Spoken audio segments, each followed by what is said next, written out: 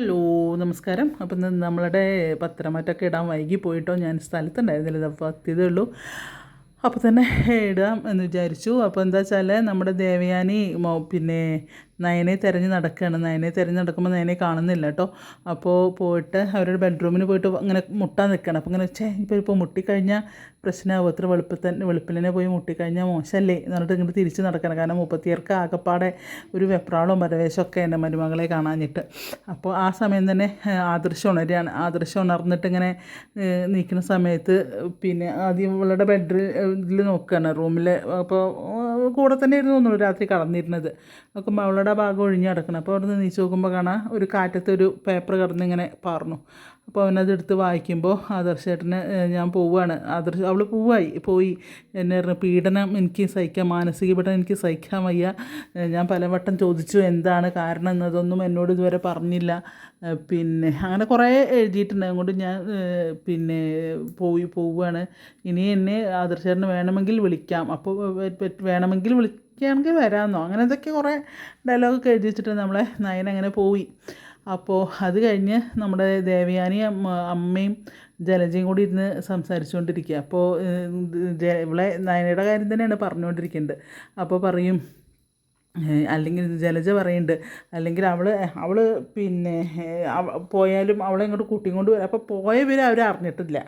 അപ്പോൾ പിന്നെ നിനക്കെന്തൊരു വിഷമം പോലെ എന്നൊക്കെ ചോദിക്കേണ്ട മുത്തശ്ശി. അപ്പോൾ എനിക്കെന്ത് വിഷമം, എനിക്ക് വിഷമമൊന്നുമില്ല. പിന്നെ നയനയുടെ കാര്യത്തിൽ പറയുക, എന്താ അവൾ നിന്നാലും പോയില്ലേ, എനിക്കൊരു കുഴപ്പമൊന്നുമില്ല. ഞാൻ പിന്നെ അവൾ പോകുമ്പോൾ അപ്പോൾ ജലജ പറയണേ, അവൾ ഇവിടുന്ന് പോയി കഴിഞ്ഞാൽ ഞാൻ ആദ്യം ആദർശമല്ല വിളിക്കാൻ ചെല്ലേണ്ടത്, ഏട്ടത്തെയാണ് വിളിക്കാൻ ചെല്ലേണ്ടത് എന്നൊക്കെ പറയും. അത് ആദർശിനെ ആലോചിച്ചിട്ടാണ് അറിയുമ്പോഴേക്കും ആദർശ് വന്നിട്ട് പറയും, അത് ഇനിയിപ്പോൾ എന്നെക്കുറിച്ച് ആലോചിക്കുന്നു വേണ്ട, അവൾ പോയി, ഇനിയിപ്പോൾ എന്നെ കുറിച്ച് പറഞ്ഞിട്ട് അമ്മ അവളെ വിളിക്കാനൊന്നും പോണ്ട എന്ന് പറയും. അപ്പോൾ എല്ലാവരും ഇങ്ങനെ അന്തം വിട്ട് ഇങ്ങനെ ആദർശിനെ നോക്കുക. അപ്പോൾ അങ്ങനെ ആദർശിൻ്റെ ഇരിക്കുന്ന കത്ത് ദേവയാനിക്ക് കൊടുക്കുകയാണ്. ദേവയാനി അങ്ങനെ വെച്ചിട്ട് ആകെ ഷോക്കായിട്ട് ഇങ്ങനെ ഇരിക്കുക. എന്നിട്ട് ആ കത്ത് മുത്തശ്ശിക്കും കൊടുക്കുകയാണ്. അപ്പോൾ പറയും, ഇപ്പോൾ നിനക്ക് സമാധാനമായില്ലേ എന്ന് ചോദിക്കും ദേവയാനിക്ക്. ഇപ്പോൾ ദേവയാനി ഇങ്ങനെ നോക്കും മുത്തശ്ശീനെ. അല്ല, നീ പിന്നെ ആദർശിൻ്റെ പിറകെ നടന്ന് പറയുമായിരുന്നല്ലോ അവളെ ഒഴിവാക്കുക, എന്തായാലും അവളായിട്ട് പോയല്ലോ, ഇനി അവൾ പോട്ടെ എന്നൊക്കെ പറയും. അപ്പോൾ ആദർശിൻ്റെ ചുണ്ടിലൊരു ചിരി വരുന്നുണ്ട് കേട്ടോ, കാരണം ദേവയാനീനെ നോക്കുമ്പോൾ. അപ്പോൾ പറയും, അവൾ പോട്ടെ, ഇനിയിപ്പോൾ നിനക്ക് സമാധാനമായില്ലേ അറിയും. എനിക്കെന്താ സമാധാനക്കേട്, അവന് പിന്നെ പ്രശ്നമായതുകൊണ്ടല്ലേ ഞാൻ അവളെ പോയി വിളിച്ചും കൊണ്ട് വന്നിരുന്നത്, എനിക്കല്ലാതെ എന്താ സമാധാനക്കേട് എന്നൊക്കെ ഇങ്ങനെ പറയും. അപ്പോൾ നിനക്കൊരു സമാധാനക്കേടും ഇല്ലേന്ന് വയ്ക്കും. പറയുമ്പോൾ എനിക്ക് സമാധാനക്കേടൊന്നുമില്ല, അവളെങ്കിൽ പോയെങ്കിൽ പോയി എന്നൊക്കെ ഇങ്ങനെ പറയുകയാണ്. അപ്പോൾ ആദർശം അറിയും, എന്തായാലും ഇനി അവളെ വിളിക്കാനൊന്നും വേണ്ട, അവളവിടെ തന്നെ നിൽക്കട്ടെ എന്നൊക്കെ ഇങ്ങനെ പറയും. അപ്പോൾ ജലജ പറയാം, അതന്നെ ഇനി അവിടെ നിൽക്കട്ടെ, ഇനി വിളിക്കാൻ വേണ്ട. അഹങ്കാരം തലേ കയറിയതാണ്, അവൾ വലിയ ഡിസൈനറല്ലേ, അഹങ്കാരം തലേ കയറിയിട്ടാവും അവൾ പോയിട്ടുണ്ടാവുക.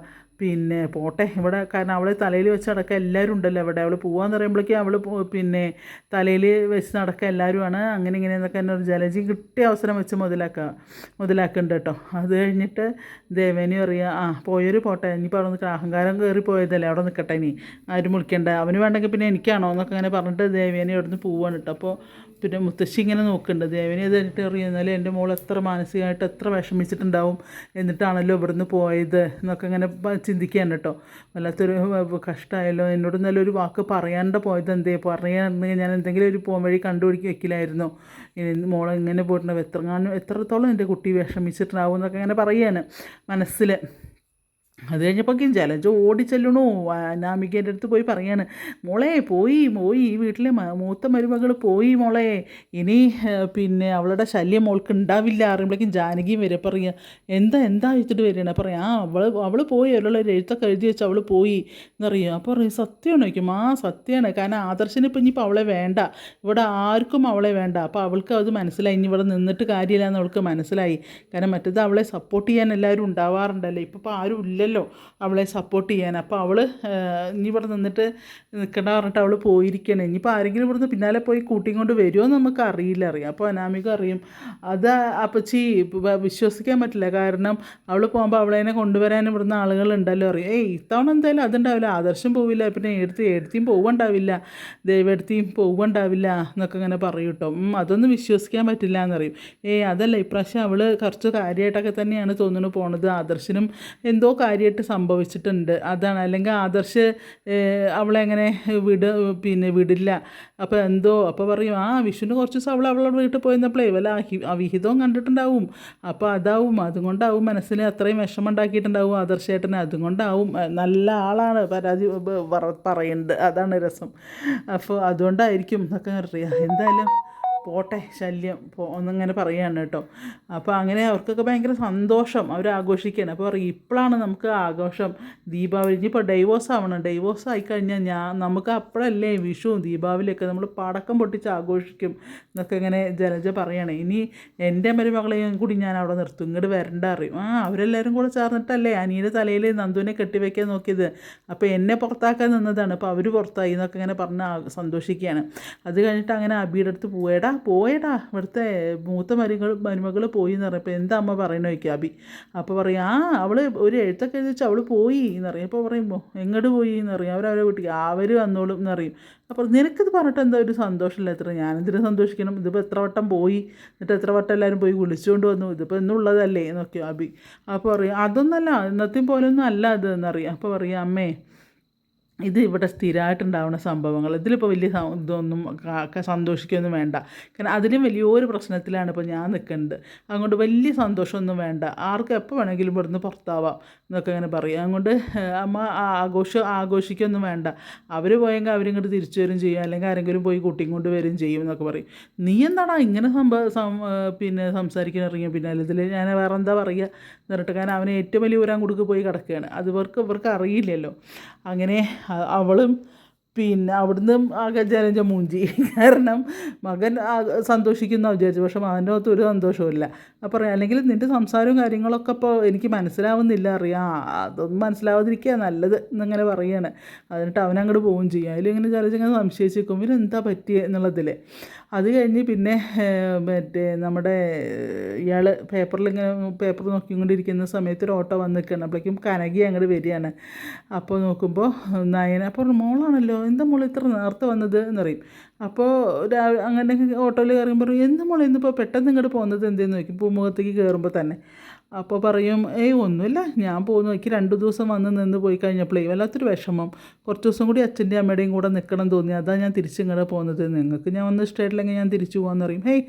അതെന്താ മോളെ അങ്ങനെ പറയണ്ട, അങ്ങനെയൊന്നും പറയല്ലേ എന്നൊക്കെ പറയും. അപ്പോൾ മോൾ ആദർശനോട് പറഞ്ഞിട്ടല്ലേ വന്നത് എന്ന് ചോദിക്കും ഗോവിന്ദൻ. ഞാൻ പറഞ്ഞു അതെ, ഞാൻ ആദർശനോട് അത് ഏട്ടനോട് പറഞ്ഞിട്ട് തന്നെയാണ് വന്നത്.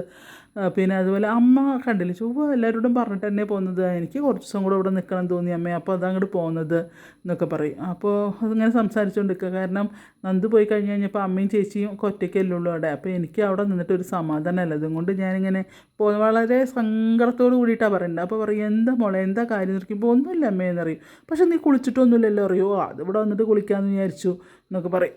അപ്പോൾ പറയും അതല്ല എന്തോ പ്രശ്നം ഉണ്ടെങ്കിൽ ഒന്നുമില്ല അമ്മയെന്ന് പറയും കേട്ടോ. അപ്പോൾ അങ്ങനെ അവളങ്ങനെ ബാഗ് കൊടുത്തിട്ട് അങ്ങനെ റൂമിലേക്ക് പോകുമ്പോഴേ എന്താ ഗോവിന്ദേട്ടാ പ്രശ്നം എന്താണ്, അപ്പോൾ പിന്നെ എന്താ പ്രശ്നം ഉണ്ടല്ലോ എന്നിങ്ങനെ കനക പറയും. അപ്പോൾ പറയും അത് എനിക്കും തോന്നി എന്തോ പ്രശ്നമുണ്ടെന്ന് അറിയാം. അപ്പോൾ അങ്ങനെ അവൾ റൂമിൽ പോയിട്ട് ബാഗ് അവിടെ വെച്ചിട്ട് ഇങ്ങനെ കരയാണ്. അപ്പോഴേക്കും നമ്മളെ കനക ചെല്ലും. അപ്പോൾ പറയും എന്തിനാ മോളെ നീ എന്തിനാ അത്രയും വിഷമിക്കണം, എന്താ കാര്യം എന്ന് പറയുമ്പോൾ അമ്മേ ആദർശമായിട്ട് ഞാൻ എന്ത് പറഞ്ഞാലും അത് ശ്രദ്ധിക്കുന്നില്ല ഞാൻ. അപ്പോൾ മോള് പറഞ്ഞില്ലേ അമ്മയോട് മുണ്ടിയ കാര്യങ്ങളൊക്കെ പറഞ്ഞില്ലേ, ഒക്കെ പറഞ്ഞു അമ്മയെ. പക്ഷെ ആദർശമായിട്ടാണ് അത് പറയുമ്പോഴേക്കും വേറെ എന്തെങ്കിലും എടുത്തിട്ട് അങ്ങനെ എന്നോട് ദേഷ്യമാണ്. ഒരു റൂമിലാണ് കിടക്കുന്നത് വെച്ചാൽ എന്നോട് കണ്ണെടുത്താൽ കണ്ടുകൂടാ. പണ്ട് അങ്ങനെയായിരുന്നു അങ്ങനെ അത്, പക്ഷെ അതെനിക്കൊരു പ്രശ്നമേ ആയിരുന്നില്ല, ഞാനും തിരിച്ചും അങ്ങനെ തന്നെയായിരുന്നു. പക്ഷേ ഇപ്പോൾ ഞങ്ങൾ നമ്മളുടെ സ്നേഹിച്ചിട്ട് ആദർശമായിട്ട് അങ്ങനെ കാണിക്കുമ്പോൾ എനിക്ക് വല്ലാത്ത സങ്കടമാണ് അമ്മേ എന്നൊക്കെ ഇങ്ങനെ പറയും.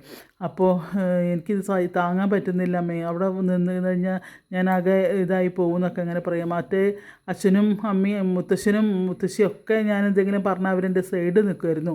ഇപ്പോൾ അവരും എൻ്റെ സൈഡ് നിൽക്കണില്ല. പിന്നെ ഞാൻ ആരോടാണ് എൻ്റെ സങ്കടം പറയുക, പിന്നെ അമ്മോടെന്ന് പറഞ്ഞാൽ ഒളിഞ്ഞും തെളിഞ്ഞും വേണം അമ്മോട് സംസാരിക്കാൻ. അപ്പോൾ എന്ത് ചെയ്യണമെന്ന് എനിക്കറിയില്ല അമ്മേ എന്നൊക്കെ പറയും. അത് ഞാൻ അപ്പോൾ നീ എന്താ അപ്പോൾ ഇത് വന്നപ്പോൾ പറയുക അച്ഛനത് അറിയണ്ട അമ്മേ, അച്ഛനറിഞ്ഞ് അച്ഛനത് താങ്ങാൻ പറ്റില്ല അറിയാം. അപ്പോൾ അച്ഛൻ ഇതൊക്കെ നിന്ന് ഡോറിൻ്റെ അവിടെ നിന്ന് കേട്ടുകൊണ്ട് നിൽക്കുകയാണ്. അപ്പോൾ പറയും എനിക്ക് താങ്ങാനൊക്കെ പറ്റും എന്ന് പറഞ്ഞിട്ട് ഇങ്ങോട്ട് വരും. പിന്നെ ഗോവിന്ദൻ. അപ്പോൾ പറയും എനിക്ക് താങ്ങാനൊക്കെ പറ്റും ഇത്, പിന്നെ ഇതൊന്ന് ഒന്ന് എന്നോട് പറയാതിരിക്കുന്നതാണ് എനിക്ക് വിഷമം, നിങ്ങൾ എന്നോടെല്ലാം പറയണം, എന്നാലേ എനിക്ക് മനസ്സിലാവുള്ളൂ.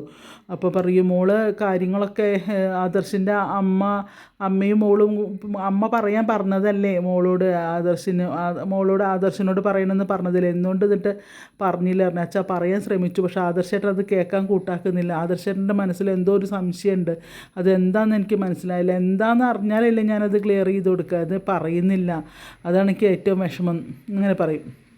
അപ്പോൾ പറയും ഇനി എന്ത് ചെയ്യും എന്നൊക്കെ ചോദിക്കുകയാണ്. അപ്പോൾ പറയും അറിയില്ല, എന്തായാലും മോൾക്ക് എന്നാൽ കുറച്ച് ദിവസം കൂടെ ആദർശിൻ്റെ മനസ്സ് മാറി നോക്കി അവിടെ നിൽക്കായിരുന്നു എന്നിങ്ങനെ പറയും. ഇത് പറയും മാറില്ല അച്ഛാ, അത് ഒരു തരത്തിലും മാറുന്ന ഇത് കാണാനില്ല, ഇനി എന്തായാലും അവർക്ക് തന്നെ ആവശ്യമുണ്ടെങ്കിൽ ഇവിടെ വന്ന് വിളിക്കട്ടെ, അല്ലാണ്ട് ഞാനൊന്നും അങ്ങോട്ട് പോവില്ല എന്നൊക്കെ പറയും. അപ്പോൾ മോൾ എത്ര കാലം ഇവിടെ നിന്നാലും ഞങ്ങൾക്ക് പ്രശ്നമൊന്നുമില്ല എന്നിങ്ങനെ പറയും ഗോവിന്ദൻ കേട്ടോ. അപ്പോൾ ഞാനിവിടെ കഴിഞ്ഞോളാം അച്ഛാ, എനിക്ക് നമ്മുടെ വീട്ടിൽ കഴിഞ്ഞതിൻ്റെ സന്തോഷമൊന്നും വേറെ തന്നെയല്ലേ. അതെ, പക്ഷേ കല്യാണം കഴിഞ്ഞ മക്കൾ വീട്ടിൽ വന്നൊരു 4 ദിവസം 5 ദിവസം നിൽക്കുമ്പോൾ ഒരു സന്തോഷം തന്നെയാണ്, സ്ഥിരമായി നിൽക്കുമ്പോൾ അതൊരു വേദനയാണ് എന്നൊക്കെ ഇങ്ങനെ പറയും കേട്ടോ. എന്തായാലും മോളിവിടെ നിൽക്ക്, നമുക്ക് നോക്കാം ആദർശൻ, എന്നിട്ട് ഇല്ലെങ്കിൽ ഞങ്ങൾ ആദർശനെ പോയി ഞങ്ങൾ കാണാമെന്ന് പറയുമ്പോൾ അതൊന്നും വേണ്ട, ആദർശമായിട്ട് അങ്ങോട്ട് വരട്ടെ എന്നിട്ട് ഞാൻ പോവാം, അതേ നടക്കുള്ളൂ, അല്ലാണ്ട് ഇനി ശരിയാവില്ല എന്നൊക്കെ ഇങ്ങനെ പറയുകയാണ്. അങ്ങനെ ഗോവിന്ദനും പിന്നെ കനകയും വലിയ വിഷമത്തോടു കൂടി നിൽക്കുകയാണ്, നവ്യയെ കാണിക്കുന്നില്ല, വലിയ വിഷമത്തോടു കൂടി ഇങ്ങനെ നിൽക്കുകയാണ്. അപ്പോൾ അങ്ങനെയാണ് ഇന്നത്തെ നമ്മുടെ പത്രമാറ്റിൻ്റെ കഥ പോകുന്നത്. ആരും മിസ് ചെയ്യാണ്ട് കാണുക, കേൾക്കുക. അതുപോലെ ആദ്യമായിട്ട് കാണുന്നവരാണെങ്കിൽ ഒന്ന് സബ്സ്ക്രൈബ് ചെയ്യുക, പിന്നെ പറ്റുമെങ്കിൽ ആ ബെല്ലൈക്കൺ ഒന്ന് അമർത്തുക. അങ്ങനെ എന്താ പറയുക, നിങ്ങളുടെ ഫുൾ സപ്പോർട്ടും പ്രതീക്ഷിക്കുന്നു. ഒന്ന് ലേശം വൈകി, സോറി, ക്ഷമിക്കുക കേട്ടോ, സ്ഥലത്തുണ്ടായിരുന്നില്ല, എത്തിയപ്പോൾ ഒരുപാട് വൈകി. Okay, by.